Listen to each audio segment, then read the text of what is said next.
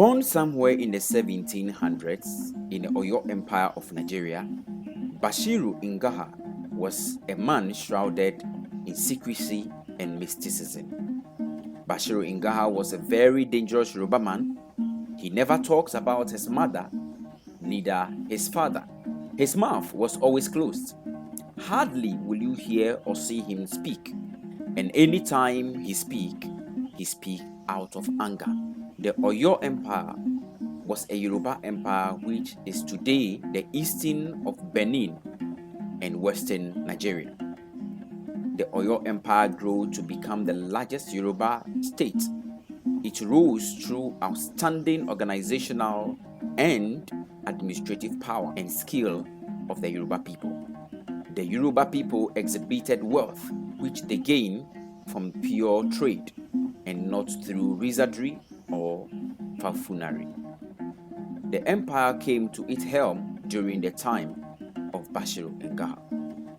He was a believer in traditional things, and he was a man shrouded with mystery.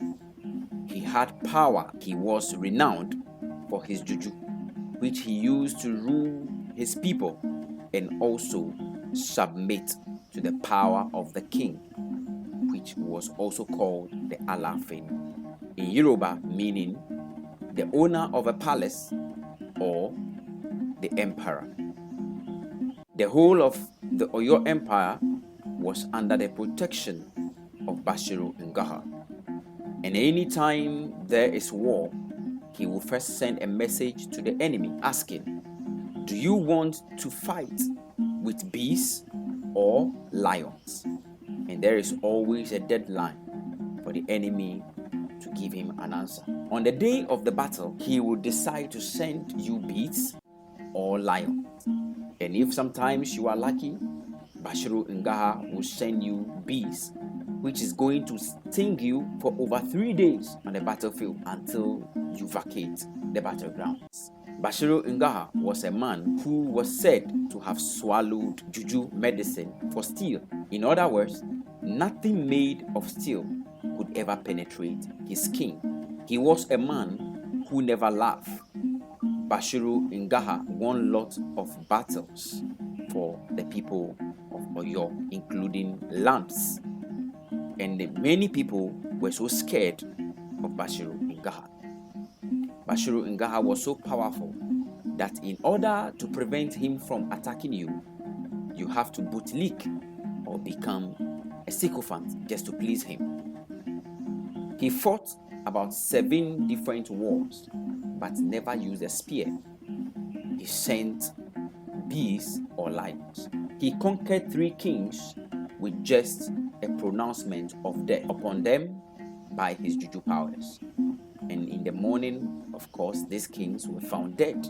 An Alafin called Alafin Abiodun, who ruled from 1770 to 1789. When he heard about the power of Bashorun Gaha, who was making his way to conquer his land, started talking to the general of Bashorun Gaha to find out ways and means to kill or conquer Bashorun Gaha. He promised the generals women and wealth. Since Bashorun Gaha during his reign never allowed his generals to have sex or to make love with any woman, he basically denied them of sex. In the quest of Alafin Abiodun to find a way to kill Bashorun Gaha, one general told him the only thing that can kill Bashorun Gaha was fire. Remember that Bashorun Gaha had juju in a extent that not even a spear or anything made out of metal would pierce his skin. So the only thing that could have conquered or that can conquer this man is fire. And why fire?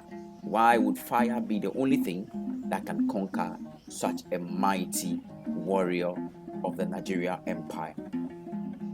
It was said that when he was born, there was so much cold and the baby had to be kept warm. His mother tried all she could to get fire or to find fire, but there was none available at that time. At the point of death, a hunter came around with fire and so helped the mother of Bashorun Gaha to set fire to keep baby Bashorun Gaha warm and alive. The mother then said to the gods, "May everything bow to my son except fire, which saved his life." That was a pronouncement by Bashorun Gaha's mother, which was a covenant she went with the gods of the land. Alaafin Abiodun, gaining this knowledge, convinced the rest of Bashorun Gaha's general and burnt Bashorun Gaha whilst he was asleep in his room with his many women. While dying, Bashorun Gaha sent a lot of beasts and lions to attack everyone in the land. Then the empire, the Oyo Empire, and a lot of people have to run for their lives. After the death of Bashorun Gaha, his siblings and relatives could no longer stay in Oyo Empire, but they had to flee for their life, since Alaafin Abiodun has taken over the empire. His relatives flew. Some went to the Yewa and other parts of Nigeria.